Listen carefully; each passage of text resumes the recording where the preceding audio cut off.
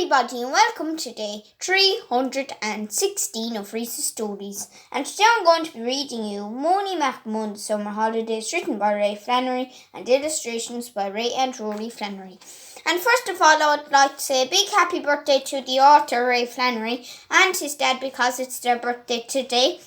And today I'm going to be reading you 2 chapters, and the first one is called The Countdown Begins. It's finally here, the last week in school for a whole 2 months. Happy days. We will be finding out today who our teacher for next year is going to be. I hope it's not Mr. Doherty. He is grumpy a lot of the time. Miss Lally is too old. Mr. Scully is funny. Wouldn't mind him though. Not sure about the others. I hope you get a friendly teacher next year also in whatever school you are in. Just as I was dreaming about who it could be, in walked Mrs. Strong. There was another woman with her, but none of us knew her. "Good morning, boys and girls," said Mrs. Strong. "Good morning, Mrs. Strong," we all shouted back. She gave another one of those funny smiles of hers. "Everybody, this is Miss Gagan. She is joining the school next year and I would like you all to make her feel very welcome," said Mrs. Strong. "She looks a bit old to be still in school," whispered Pete. "Mr. Roberts, I saw your lips move. Have you something to say to us?" Mrs. Strong said. "Not a sausage, Mrs. Strong," said Pete. "Was just thinking about something." "Well, next time, try thinking without moving your mouth," she replied. "Mrs. Gagan is a new teacher in the school, and more importantly, she is going to be your new teacher next year, and I know you will all be on your best behaviour for her." "Okay," said Mrs. Strong, as she looked at Pete. "Yes, Mrs. Strong," replied everyone, including Pete. Mr. O'Rourke let out a big sigh as he stretched his arms out. He looked delighted that he didn't have to put up with us for another year. Mrs. Strong gave him one of her funny looks. "Just stretching my arms, Mrs. Strong, just stretching my arms." As soon as Mrs. Strong and Mrs. Gagan left, Mr. O'Rourke punched the air and went, "Yes." Mrs. Strong was still standing outside the door because the next thing we heard was Mrs. Strong saying, "I heard that, Mr. O'Rourke." He said nothing, but did his face go red. He quickly started to pretend that he was reading something in a book.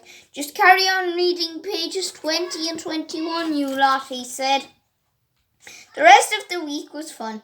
We were outside all day Tuesday playing things like rounders and football.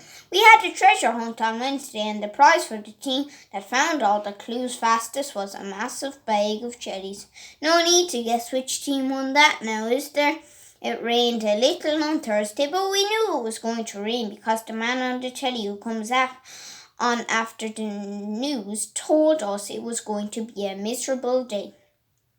So we got to bring in board games, which we played all morning, and Mr. O'Rourke put on a DVD for us after lunch. We all watched Despicable Me. It's hilarious. I think sometimes when she looks like one of the minions, he definitely acts like one of them. Suddenly, it's here. It's Friday, the last day of school for 2 months. No teachers, no Mrs. Strong, and most importantly of all, no homework. You all know how much I love homework. Not. We were allowed to wear our own clothing for the last day, which was cool. Pete still turned up in his uniform, of course, because he forgot, as only Pete would. The girls were so excited. They started hugging each other and writing little messages on each other's t-shirts. You would think that they were never going to see each other again. They would probably meet each other in the shops during the week. Girls! I will never understand them. The bing bong went off at 3 o'clock. Guess who? Yep, it was Mrs. Strong telling us all to make sure we brought all our stuff home, to leave the class tidy and to have a great time during the holidays with lots of fun. Like we needed to be told the last part, Mr. O'Rourke stood at the door and gave us all a high five as we were leaving. Maybe he isn't that bad after all. And the second chapter I'm going to be reading you today is Quick Visit to Mrs. Small. One Monday I called around to see Mrs. Small. On Monday, I called around to see Mrs. Small. She started showing me all the plants that she wanted me to mind. Do you know she has different names for all of them? She gave me a list of instructions for the plants, telling me how much to feed them, how often to feed them, and stuff like that. Then she showed me the press that I was to put all her post into, just in case there was a burglar visiting people's houses, especially houses that had a pile of posts inside the door, which was a big clue that there was no one home. She told me all about her big trip with her son and the things they were going to see. I went outside and tidied up the garden for her. As I was leaving, Mrs. Small handed me a biscuit tin. Be careful with that going home, she said. I know you will like what's inside, but remember it's not all for you. Thanks, Mrs. Small, I said. Have a great holiday. I will look after your plants for you. When I got home, I handed the tin to Mum. She opened it and there was a big cake inside that was filled with loads of jam and cream. Yum! After dinner, we all sat down to a big slice of cake. I took a big bite and some of the cream came out the side of it and went all over my face. Puddles jumped up and licked it all off before I had a chance to. The next day, Mark and I called round to Mrs. Small's house. There were a few letters inside the door. I picked them up and put them in the press as I was told to. This job is simple. Even P could manage this well one second thoughts.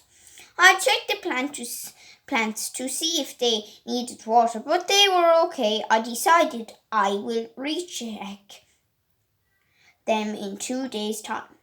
They will be grand after dinner, I called round to Wingy. It's great that we can stay out kicking the ball all evening and not have to worry about having our homework done. I could really get used to this. The end. I hope you enjoyed them lovely 2 chapters in this book called Moany McMoan-The Summer Holidays, written by Ray Flannery and illustrations by Ray and Ruairi Flannery. So I hope you have a great day, Ray, and your father as well, even though I know you can't meet up for your birthdays because of COVID. But still, I hope you have a wonderful day, and tomorrow I'll probably be reading you 2 chapters as well. So enjoy the rest of your day, and I guess I will see you all tomorrow for day 317 of Rhys's stories. So bye everybody. Good luck.